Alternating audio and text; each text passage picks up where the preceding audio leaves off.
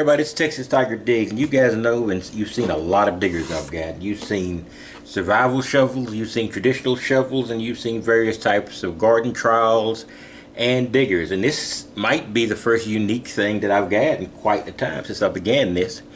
This is a digger, and it's probably one of the most commonly used digger for digging for objects. I mean, worldwide. And I think once you see it, you'll flash back on it, maybe have a PBS flashback. But I thought I would just give it a try and take a look at it. What's the worst that can happen? I can send it back. Anyway, I am going to pop this open.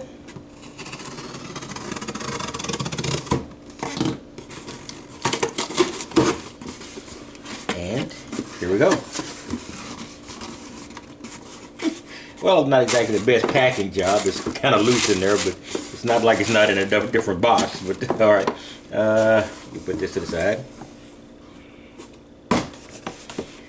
Okay, this is, and I'm not going to say it's not a common implement, but the design is unique in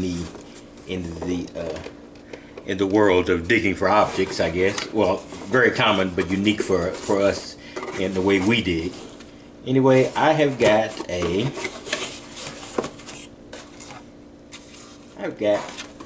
trowel, and this is a traditional archaeologist trowel. It's a traditional archaeologist trowel, and very, very sharp, very, very unique looking.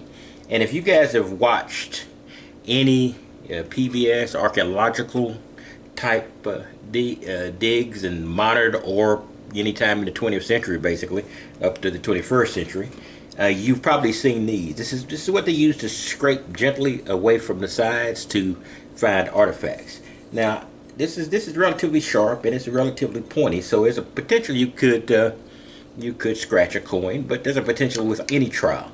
This is a very, very pinpoint trowel, and it's probably one of the reasons I've got it, is that it's, you can just go in into a specific area.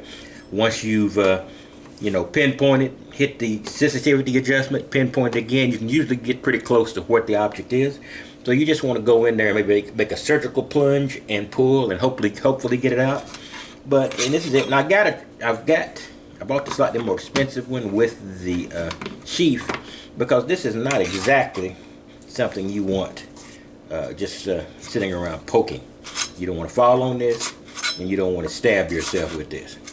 But and it's a Marshalltown trowel, and it's called a stiff pointing trowel.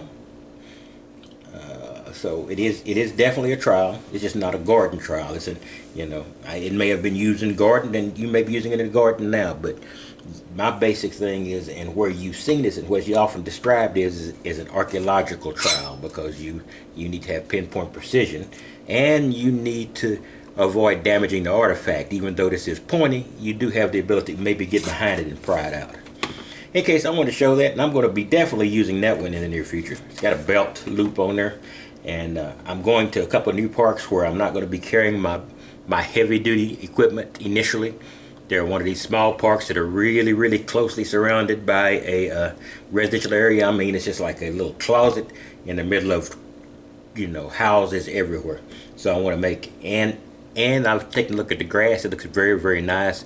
So I want to make the minimum impact I can. So I'm probably going to be using this. I'm going to be using a probe. I even might be using the old screwdriver technique.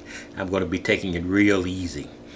When you do see me doing a more violent dig in areas, usually it's because the area is either under repair, there's no grass there, and it's easy to camouflage, or that's basically it. Then other than that, I try to create a plug. Though I do get a lot of criticism for not stamping my plug down, but since I raise the camera and begin to move, and then I stamp my foot as I'm moving,